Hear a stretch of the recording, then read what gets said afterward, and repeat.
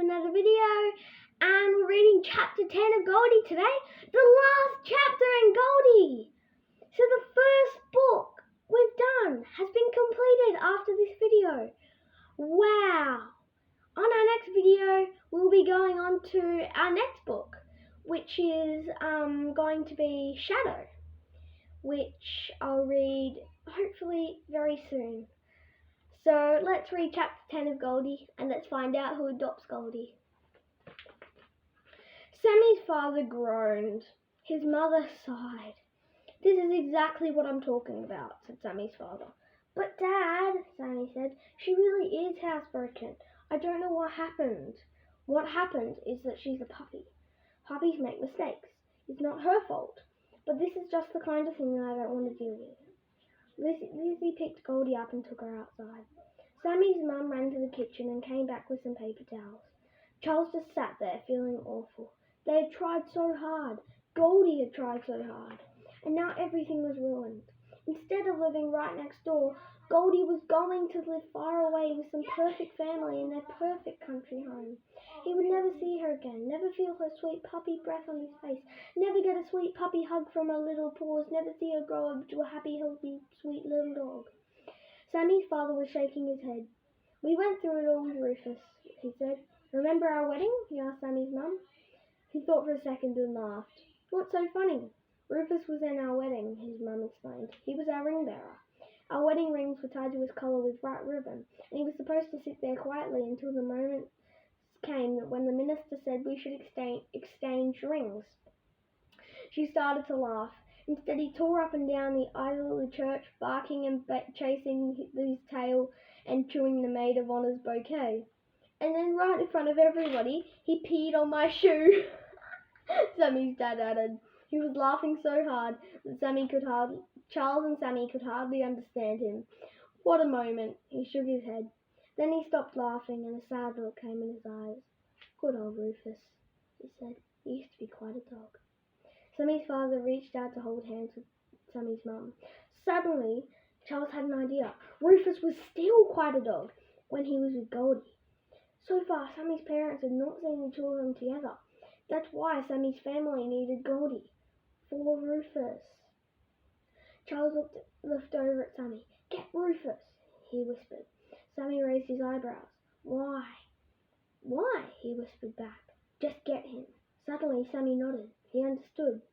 He jumped to his feet and ran for the den. A second later, Rufus plodded into the living room.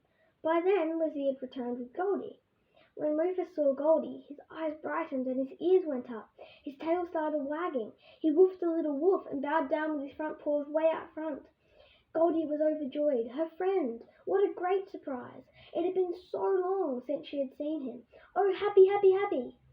Goldie bounced out of Lizzie's arms and touched noses with Rufus.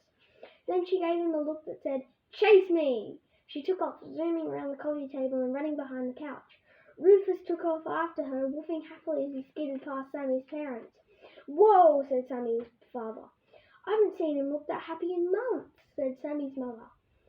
Sammy's dad watched Rufus let Goldie chase him into the front hallway.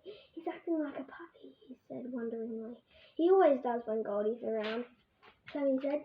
That's why we think she should come and live with us. Sammy didn't say anything for a few minutes. They just laughed and pointed as Rufus and Goldie wrestled on the floor by their feet.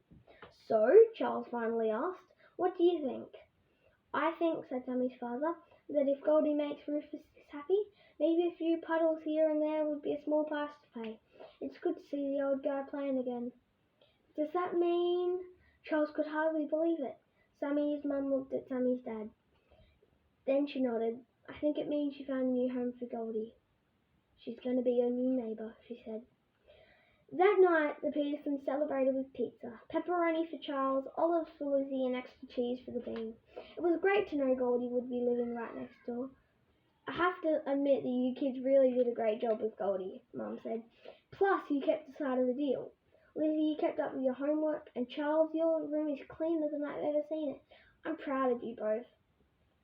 So does that mean we can get our own puppy soon? Charles asked. We'll see, said Mum. It does seem awfully quiet around here without a puppy in the house. Charles wasn't sure whether she thought that was a good thing or a bad thing. he decided not to push it. I felt sorry for that family with the 3 kids, he said. They really wanted a dog too. But Goldie went to the ride home with, he said. Didn't you see how happy Sammy's parents are? And Rufus is like a whole new dog. Plus, said Charles around a mouthful of pizza, we get to see Goldie every day. Woof, said the Bean from his spot on the floor next to Charles.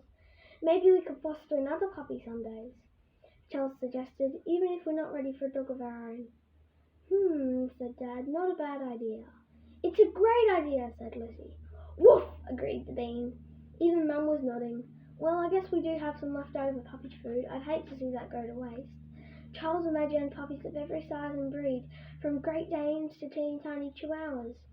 He wondered what kind of puppy the Petersons would foster next, but he knew it really didn't matter. All puppies were wonderful.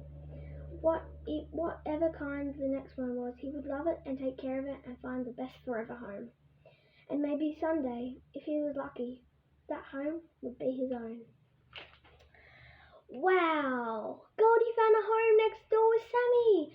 And now Charles and Lizzie can get to play with Goldie every day and see him grow up. And Rufus will be like a new dog.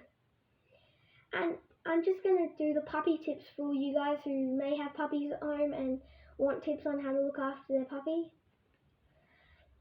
Lizzie and Charles had the right idea when they decided to socialise Goldie. Every dog should learn to be comfortable with people and other dogs. Plus, what could be more fun than watching your best friend play with his or her buddies?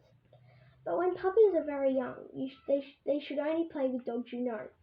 A puppy that hasn't had its final puppy shots. This usually happens when the puppy is 12 weeks old. The puppy could get sick if it plays with a dog that hasn't had all of its shots. Unless you know the dog and its owner, you can't be sure that the dog is healthy. Charles and Lizzie knew that Sammy's family takes great care of Rufus, so they knew it was safe for Goldie to play with him. Ask your vet for more information about this, or any other questions you might have about raising a puppy. Thank you everybody for watching this video, and we've just finished Goldie!